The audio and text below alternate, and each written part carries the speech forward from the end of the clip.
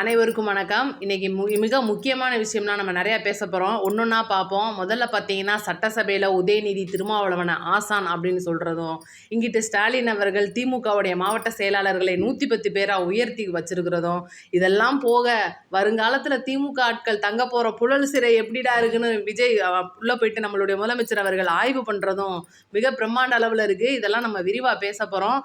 இதுக்கெல்லாம் முன்னாடி முக்கியமான ஒரு விஷயத்த சொல்லிடுறேன். நம்மளுடைய முதலமைச்சர் அவர்களுடைய காலை உணவு விரிவாக்க திட்டம் காமராஜர் படித்த பள்ளிக்கூடத்திலே தொடங்க போது.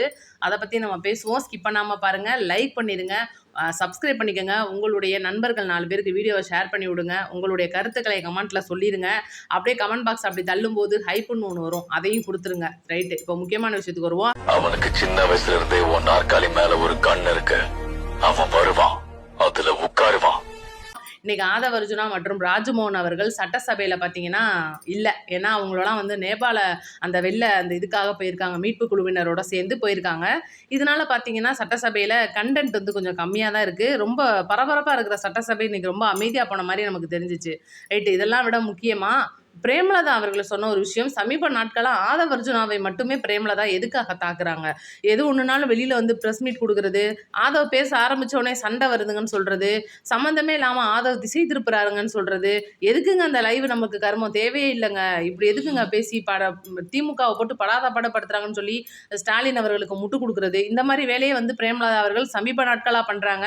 மேடைகளில் பார்த்தீங்கன்னா அதிகளவு அம்மாவும் மகனும் பார்த்தீங்கன்னா திமுகவை பெருமளவு உயர்த்தியும் கேப்டன் அவர்களை தாழ்த்தியும் பேசுகிற மாதிரியான சில விஷயங்கள்லாம் நம்ம பார்க்க முடிஞ்சிச்சு.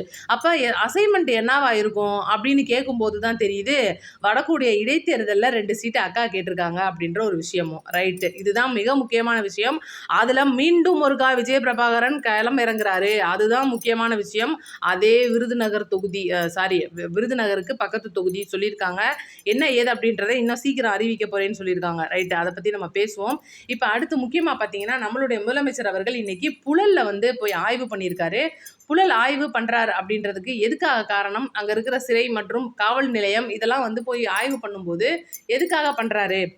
இன்னைக்கு திமுக காரங்கெல்லாம் உள்ள போய் ரெடி ஆக போறாங்களா, அவங்களுக்கான எப்படி இருக்குது, வசதிகள்லாம் நல்லா இருக்கா அப்படின்னு போய் பார்க்குறக்கா போனாரா அப்படின்னு கேட்டிங்கன்னா, ரைட்டு, அதெல்லாம் இன்னும் கொஞ்சம் நாள் கழித்து நம்ம ஆசையெல்லாம் நிறைவேறும். இப்போ பார்த்தீங்கன்னா அங்கே இருந்து வந்த சில கம்ப்ளைண்ட்டு, போதைப் பொருட்கள் அதிகமாக புழக்கம் வருது அப்படின்றதும், சில தகாத விஷயம்லாம் அதுக்குள்ளே நடக்கிறதா உளவுத்துறை மூலியமாக வந்திருக்கிற ரிப்போர்ட் மூலியமாக போய் பார்த்துருக்காரு. அது போக புழல் காவல் நிலையத்துக்கும் போயிருக்காரு. இப்போ பார்த்தீங்கன்னா அதிகமாக எழும்பூர் குழந்தை மருத்துவமனைக்கு போனாங்க. திடீர்னு நம்மளுடைய முதலமைச்சர்களுடைய இந்த ஆய்வு அப்படின்றது சொல்லப்படாமே இருக்குது அப்படின்றனால அவங்களால எது ஒன்றுக்கும் டக்குன்னு ரெடி ஆக முடியல. இந்த புழல் சிறையில் நம்ம முதலமைச்சர் செஞ்ச ஆய்வை பற்றி மறக்காமல் கமெண்ட்டில் சொல்லிடுங்க, எதுக்காகவா இருக்கும் அப்படின்னு சொல்லிடுங்க. ரைட்டு, இப்போ பார்த்தீங்கன்னா திமுகவில் 110 மாவட்ட செயலாளர்களை பிரிச்சிருக்காங்க. இதுக்கு முன்னால் கொளத்தூர் தொகுதி சேகர்பாபு அவர்களுடைய கண்ட்ரோலில் இருந்துச்சு. வில்லிவாக்கம், துறைமுகம், கொளத்தூர் இந்த மாதிரிலாம். இப்போ அவர் கொளத்தூர் தொகுதியை மிஸ் பண்ணிட்டார் அப்படின்றனாலையும், அவரோட தொகுதியில் மட்டும் அவர் நல்லபடியாக வேலை பார்த்துட்டார் அப்படின்றனாலையும் வேறு வழி இல்லாமல் அவரை துறைமுகத்துக்கு மாற்றிட்டு இப்போ கொளத்தூர் தொகுதியில் யாரை மாவட்ட செயலாளராக போட போகிறாங்க அப்படின்றத இன்றைக்கி கேள்விக்குறி. அது இன்னும் முடிவு பண்ணலை. ஏன்னா ஆல்ரெடி திமுகவுக்குள்ள பல பஞ்சாயத்து போய்கிட்டு இருக்கு.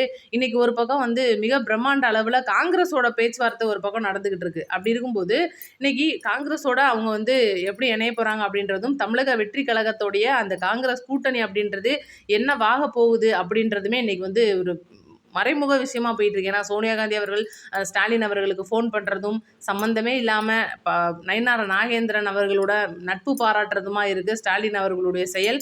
ரைட்டு, என்ன பண்ண போகிறாங்க திமுகலேருந்து, கனிமொழிக்கு என்னெல்லாம் பதவி கொடுக்க போகிறாங்க, உதயநிதி சட்டசபையில் கொஞ்சம் வாயடைச்சிருக்கிறதுக்கு என்ன காரணம், இதெல்லாம் பொறுத்திருந்து பார்க்கணும். அடுத்து பார்த்தீங்கன்னா இன்றைக்கி சட்டசபையை பொறுத்த வரைக்கும் KN நேரு அவர்கள் பயங்கரமாக கொந்தளிச்சார். ஏன்னா கொந்தளிக்கிறதுக்கு ஆளே இல்லாமல் சட்டசபை நல்லா இருக்காதுல்ல. ஏன்னா வர சட்டசபை நம்ம லைவ் பார்க்குறோமா அப்படின்றதே நமக்கே சந்தேகம் ஆகிப்போச்சு. ஏன்னா நிறைய விஷயங்கள் அறவை குறிப்பிலேருந்து நீக்கப்பட்ட விஷயங்கள் எதுவுமே நம்மளால் பார்க்க முடியல. இன்றைக்கி சாமானிய மக்களுக்கு பார்த்த ஒரு சட்டசபை அப்படின்றது இன்றைக்கி உண்மையாக வெளியில் வருதா அப்படின்னா உண்மையிலே கேள்விக்குறி தான். திமுக கதறல் அப்படி இருக்குது அப்படின்றனால சபாநாயகர் அவர்கள் இந்த முடிவை எடுத்திருக்கார் அப்படின்ற ஒரு தகவல் வருது. இன்னும் கூட அந்த ஒரு இன்றைக்கி பார்த்தீங்கன்னா சட்டசபை 1:30 மணியோட முடியணும்னு சொல்லிட்டு பார்த்தீங்கன்னா 2 2:15 வரை இழுத்துருச்சு. அதை வேற வேற பிரேமலதா அக்கா வந்து ரொம்ப ஒரு குற்றம் மாதிரி வந்து வெளியே 2 பிரஸ் மீட் கொடுக்குறாங்க. இதெல்லாம் பார்க்கும்போது உண்மையிலே திமுகவுக்கு சட்டசபைக்குள்ள வர்றதுக்கு விருப்பம் இருக்கா இல்லையா அப்படின்றதே நமக்கு கேள்வி. கார் ரேஸை பத்தி பேசினா உடனே திமுக காரங்க எந்திரிச்சு வந்துடுறாங்க. இதுக்கு முட்டு கொடுக்கறதுக்கு தமிமுன் அன்சாரி வேற வந்துடுறாப்ல. பரந்தூர்ல இடம் வாங்கி போட்டிருக்கீங்களா அப்படின்னு கேட்கும்போது சம்மந்தமே இல்லாம G2 நிறுவனம் முன்னுக்கு வந்து எங்களுக்கும் ஜபரீசனுக்கும் வந்து நீங்க வந்து தொடர்பு இருக்குன்னு காமிச்சிங்கன்னா நான் 5000 என்னமோ எழுதி தரேன் அப்படின்றாரு. எப்படி 5000 கோடி ரூபா நான் உங்களுக்கு எழுதி தரேன் அப்படின்றாரு. அப்ப இதெல்லாம் வச்சு யோசிச்சு பார்க்கும்போது ஊழல் பண்ணியிருக்கிறது உண்மைதான். ஆனா விஞ்ஞான ஊழலா இருக்குமோ, யாராலையும் கண்டுபிடிக்க முடியாத ஊழலா இருக்குமோ அப்படின்றதெல்லாம் கேள்வி. இன்னைக்கு அருண்ராஜ் அவர்கள் சட்டசபையில கேட்ட கேள்வி அப்படின்றது, உங்களுடைய அப்பா அவர்களுடைய பேனாவுக்கு செலவைக்கணும்னு போனீங்களே, அது எந்த நிதி? கட்சி நிதியா அல்லது தமிழக அரசு மக்களுடைய வரிப்பணமா அப்படின்னு கேட்கும்போது திமுகவால பதில் சொல்ல முடியல. இதெல்லாம் கலந்து வன்னியரசு அவர்களுடைய அந்த சமூக நலத்துறையை பற்றி பேசும்போது அதுக்கு உடனே குறுக்கிட்ட உதயநிதி அவர்கள் பார்த்தீங்கன்னா திருமாவளவன் என்னுடைய ஆசான், அதெல்லாம் வந்து பார்த்தீங்கன்னா நாங்களாம் இப்படி ஒன்றுக்குள்ளே ஒன்றா இருந்தவங்க அப்படின்றதெல்லாம் வந்து சும்மா திருமாவளவன் அவர்கள் மீண்டும் வந்து சப்பக்கட்டு கட்டுறாங்களோ, கூட்டணி திசை மாறுதுன்னு தெரிஞ்சே வந்து திரும்பி வந்து நீங்கள் வாங்க எங்கள்கிட்ட வந்து அடிமையாகவே இருங்க, எங்களுக்கு அடப்பெடுக்கிறதுக்கு நீங்கள் தான் சரியான ஆளுன்னு சொல்லிட்டு மீண்டும் இழுக்கிறாங்களோ அப்படின்ற மாதிரி தான் நமக்கு தோணுது. இதை பற்றி உங்களுக்கு என்ன தோணுது அப்படின்றத மறக்காமல் கமெண்ட்டில் சொல்லுங்கள். ரைட்டு, இப்போ வந்து நம்மளுடைய ஸ்டாலின் அவர்களுடைய இந்த உக்தி இந்த வாட்டி மிஸ்ஸே ஆகாதுப்பா அப்படின்னு சொல்கிற உக்தி எந்த அளவுக்கு சக்ஸஸ் ஆகும்? ஏன்னா இன்னைக்கு நம்மளுடைய முதலமைச்சர் அவர்கள் ஆல்ரெடி வந்து இந்த திருச்சி கிழக்கு மற்றும் பெரம்பூரில் வந்து நீங்கள் பதில் சொல்லாமல் இருக்கீங்க, உயர்நீதிமன்றம் நோட்டீஸ் அனுப்பியிருந்துச்சு. அதுக்கு இன்னைக்கு ஒரு பதிலை போட்டிருக்காங்க. பார்த்தீங்கன்னா திமுகவை சார்ந்த நபர்களுக்கு அந்த நோட்டீஸ் வந்து மாற்றி போயிருச்சு. நீங்கள் பார்த்தீங்களா, அவர் வந்து பதில் சொல்லிட்டாரு, உங்களுடைய பதில் மனுவை வந்து கொடுங்க அப்படின்னு சொல்லி கேட்டபோது ரைட்டு, இப்போ வழக்கு வந்து முடிகிற நிலைமையில் வருது. அப்போ மேலும் 5 தொகுதிகளுக்கு இருக்கிற அந்த இடைத்தேர்தலுக்கான தடையை நீக்கிட்டாங்க அப்படின்னா மீண்டும் இடைத்தேர்தல், ஏன்னா 6 மாதத்துக்குள்ளே இடைத்தேர்தல் நடத்தணும் அப்படின்றது விதி. அப்படின்றனால என்ன மாதிரியான விஷயங்கள்லாம் பண்ண போகிறாங்க அப்படின்றது நம்ம பொறுத்திருந்து பார்க்கணும். ரைட், இப்போ அடுத்து ஸ்டாலின் அவர்கள் மேலே ஆதவ அர்ஜுனா அவர்கள் இண்டிவிஜுவலாக போட்ட ஒரு மிகப்பெரிய வழக்கு. போதைப் பொருள் கடத்தல் மன்னனான ஜான் கிறிஸ்டோ அப்படின்றவருக்கும் ஆதவ அர்ஜுனா அவர்களுக்கும் தொடர்புன்னு சொல்லிட்டு திமுக ஒரு மனு ஒன்று போடுறாங்க. ஸ்டாலின் அவர்கள் போடுறாரு. இதை எதிர்த்து மனு போட்ட ஆதவ அர்ஜுனா அவர்கள் எனக்கும் அதுக்கு எந்த சம்மந்தம் இல்லை, அப்படி எனக்கு வந்து நீங்கள் சம்மந்தம் இல்லை அப்படின்றதுனால என்னை நீங்கள் இன்வால்வ் பண்ணியிருக்கீங்க, 1 கோடி ரூபாய் எனக்கு நீங்கள் இழப்பீடு தரணும் அப்படின்னு சொல்லிட்டு ஒரு கேஸ் ஒன்று போடுறாரு. இந்த கேஸில் ஸ்டாலினுக்கே வந்து பார்த்தீங்கன்னா உயர்நீதிமன்றம் நோட்டீஸ் அனுப்பியிருக்கு. எதுக்குங்க சம்மந்தமே இல்லாமல் இப்படிலாம் பண்ணிட்டு இருக்கீங்க, படக்குன்னு ஏதாவது பதிலை பார்த்து பண்ணிவிடுங்க. நான் பூரா சொந்தக்காரங்களா வேற இருக்காங்களா, ஒன்றும் ஸ்டாலின் அவர்களாலையும் மறுத்து பேச முடியல. என்ன ஏது பண்ண போகிறாங்க அப்படின்றத நம்ம பார்ப்போம். அதெல்லாம் தாண்டி இன்னைக்கு வெளியுறவு கொள்கையில் அதாவது தொடர்பில் இருக்கிற மத்திய அரசுக்கும் நம்மளுடைய தமிழக அரசுக்கும் வெளியுறவு தொடர்பில் இருக்கிற வெங்கட்ராமன் நாராயணா அவர் மீது வந்து வந்திருக்கிற ஒரு விஷயம் ஒரு சமூக வலைதளங்களில் அதிகமாக பரவிக்கிட்டு இருக்கிற ஒரு வீடியோ. இதை பற்றி நம்ம பதில் பேசணும். இது வந்து பெரும்பாலும் நம்ம இதெல்லாம் வந்து கண்டுக்கிறது இல்லை. ஆனால் தமிழ்நாட்டோட மானம் எங்கேயோ பறி போகுதோ, சம்மந்தமே இல்லாமல் கர்நாடகாக்காரங்க வந்து நம்ம தமிழ்நாட்டில் உட்காந்துருக்காங்களோ அப்படின்னு நமக்கும் யோசிக்க தோணுது. ஏன்னா இவங்க பண்ணிக்கிட்டு இருக்கிற ஒவ்வொரு விஷயமும் பார்த்தீங்கன்னா சம்மந்தமே இல்லாமல் இன்னைக்கு அரசியல் வாழ்க்கை எது, சினிமா வாழ்க்கை எதுன்னு இன்னைக்கு நம்ம முதலமைச்சர் அவர்கள் தனித்தனியாக பிரித்து நீட்டாக தமிழ்நாட்டை வழிநடத்திட்டு போய்கிட்டு இருக்கும்போது இவங்க மீண்டும் வந்து சம்மந்தமே இல்லாத இடத்துக்குள்ளே போகிறாங்க. நம்ம முதலமைச்சர் அவர்களுக்கு கெட்ட பேர் ஏற்படுத்தி கொடுத்துருவாங்க. ஏன்னா அந்த வீடியோவில் என்ன கருமம் இருக்குன்றது நமக்கு தேவையில்லை. அது அவங்க சொந்தக்காரங்களாக இருக்கலாம், அக்காவாக இருக்கலாம், என்னமாவாக இருக்கலாம், அது நமக்கு தேவையில்லை.